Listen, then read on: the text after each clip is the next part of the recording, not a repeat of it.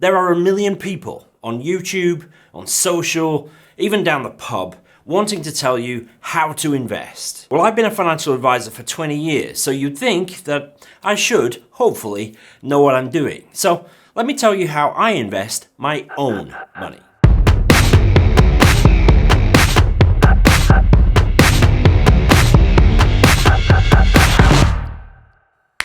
Hi, welcome back to the channel. My name is Pete Matthew. I'm a chartered financial planner based here in the UK, and I've been putting out content here on YouTube for more than 10 years, giving you everything you need to know and everything you need to do to win with money. Here's how this video is going to work. First, I want to give you some context, some insight into my personal situation so that you can understand why I invest how I do.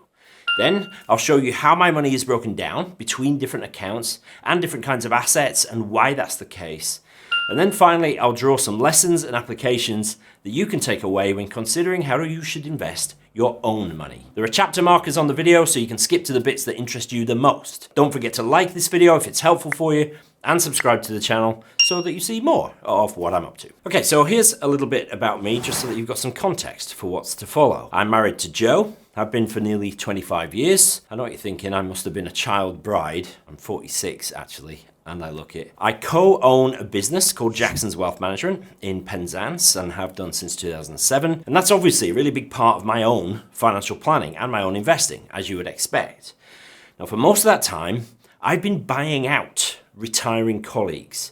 I started with 21% of the company. Now I own 33%. In another 5 years or so, I will own 50% of the company. And this is important because I've been paying money to colleagues for more than a decade to increase my share in the value of the business, but also, of course, increasing my share of the year-on-year profits of the company. And so that's a form of investment. I've been increasing, if you like, the yield on my investment, how much of the company profits I get. Now, crucially, for almost all my married life, we've been a single income family. At first, we made the decision that Jo would stay at home with the kids when they were young, but latterly, it became the case that actually she wasn't able to work for reasons which don't matter for the purposes of this. When we moved to Cornwall, we got a big mortgage, and then we extended it again for the initial buy into my company in 2007.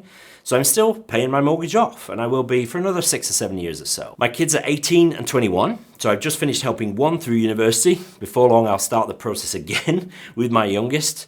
And I have a dog called Maisie, who is the most beautiful Jack Russell you've ever met. I actually prefer her to my kids. But all that is to say that compared with many of my peers, I've probably earned less personally than many of them might have. Now, don't cry for me. I'm doing okay, but I'm not earning 150 grand a year. I drive a Toyota Aygo, a car which is about as big as my shoe, not a Mercedes, right? So I'm a fairly ordinary guy. Okay, let's talk a little bit about how I invest. My assets, my wealth, such as it is, it's divided into four main categories. My share in my business is, at current values, about 57% of my net worth. I know that figure because we've just agreed a buyout with one of my colleagues, so I know how his percentage was and what mine is. So it's about 57% of my net worth. My property, my home, net of the mortgage, is about 27%. My pension is about 10%, which leaves about 6% in ISAs, short-term savings, and yes, a tiny little bit of cryptocurrency. Now, obviously, my business interests skew things a little bit. So if you took that out of the equation and sort of looked at non-business assets, my pension would be about 25%, my property would be about 65%, and ISAs and savings accounts would be about 10% of my wealth. It's worth mentioning that I'm making pretty large pensions contributions these days, as the business is able to do so. I added about 25 grand to my pension last year. This year I should be able to max my ISA allowance as well. So that gives you some idea as to how much I'm putting away. So what do you reckon? Is this resonating so far? It's pretty simple, right? If it is, just type yes in the comments and let me know that you're getting it. But what you really want to know is, how are my pensions and investments made up? Well, I'm 46. I'm not planning to retire in any form before age 60. I'm not aggressively pursuing FIRE or anything like that. I love what I do, and in truth, I'm probably unlikely to be able to retire fully until about then anyway. I'm also planning to be able to retire even without a buyout of my share in my company. While that is probably likely at some point, there is a possibility that it might never happen. So I don't want to rely on that. So my pension is aggressively invested. It's 100% invested in equities, that is shares. Now, of my pension, 85% of it is in a global all-cap index tracker fund. Simplest kind of investment there is. The other 15% is split between a technology tracker because, I like technology, I'm surrounded by it here, and also a little bit in a China fund. I figure the future is Eastern, so I've tilted just a little bit that way. But that's 85% in global equities and 15% in some things I'm interested in. And that's the definition of what I would call a core and a satellite approach to investing. The core looks after itself, and the satellite, a little bit around the side, 15% of the whole in my case, is in stuff that I'm interested in, and I've just tilted things that way. I'm not betting the farm on it, I'm not betting my future on it. The bulk is looked after in a pure global passive tracker fund. That's pension money. Not going to need that for ages. My ISA, which is money I might need to use slightly earlier than the pension, might not. That's invested in a multi-asset fund, which is 80% global equities and 20% in global bonds. Dead simple. So I have bank accounts for my emergency fund. There's about 10 grand in there. I do still believe in the benefit of having an emergency fund, even though plenty of financial influencers would say that it's not necessary. I also have short-term savings accounts. We save every month for Christmas, for holidays and birthdays. And then finally, I have about £1,000 each in Bitcoin and in Ether. So what? No fund details? Well, you'll notice that I haven't given you names of what platforms I use or what specific funds I hold. Much as I'd love to do that, as a regulated financial advisor, if I start talking specifics like that, I could get into trouble because it could be deemed to be advice. So I'm sorry about that. But you could head over to MeaningfulAcademy.com, where I still can't tell you what funds to buy, but I teach you exactly how to find the right funds, the right platforms, the right tax wrappers for you and your particular financial situation. MeaningfulAcademy.com. Check it out. But actually, do you know what? It doesn't matter. It doesn't really matter what platform you use. It doesn't matter what specific fund you use. Those are small beer in the sum of things that really matter and will make a difference to your long-term financial health. What actually matters is you being invested, you investing primarily in equities for growth, and keeping your costs low. But so what? Other than being vaguely interesting, if you care about these things, the question really should be, why do I invest like this? Well, here are 3 reasons why I do it like I do, and why you might consider doing something similar. Firstly, my good friend Andy Hart from Maven Money has a mantra that says that wealth is built in businesses and bricks. That is shares or equities and property. Businesses and bricks, and I totally agree with that. Now, obviously, my own business here at Jackson's is a large proportion of my assets, but I'm working hard to try and tip the balance the other way.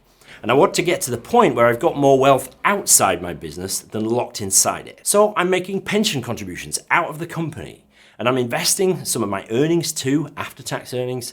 That money is all in equities to grow aggressively over the long term. I am looking to buy an investment property at some point. It's not a major priority for me, but paying off my mortgage is a priority. So I'm overpaying and I'm building wealth in my own property that way, though I don't really consider my home to be an investment. It's where I live. But businesses, shares, equities in my pension, obviously my business holdings, and my home, bricks, right? Businesses and bricks. And I will, in due course, have an investment property as well. That's something I'd like to get into when the time is right. Second thing is to keep costs and tax low.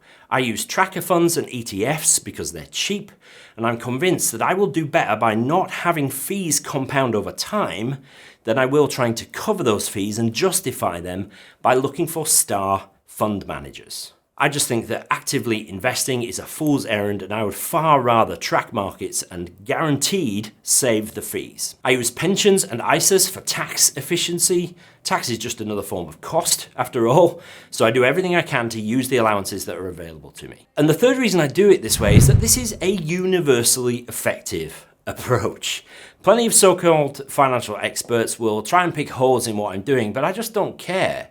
Mine is an ever so conventional approach to wealth building. It's almost boring, but so much so that literally everyone can do it. Everyone who is working can join their workplace pension scheme. They can get their boss's contributions. They can invest aggressively into equities to build wealth over time. I know it's not always easy to buy a home these days, but it is possible for many of us, as is being disciplined to overpay the mortgage and pay it off more quickly, saving interest along the way and freeing up income later on to invest.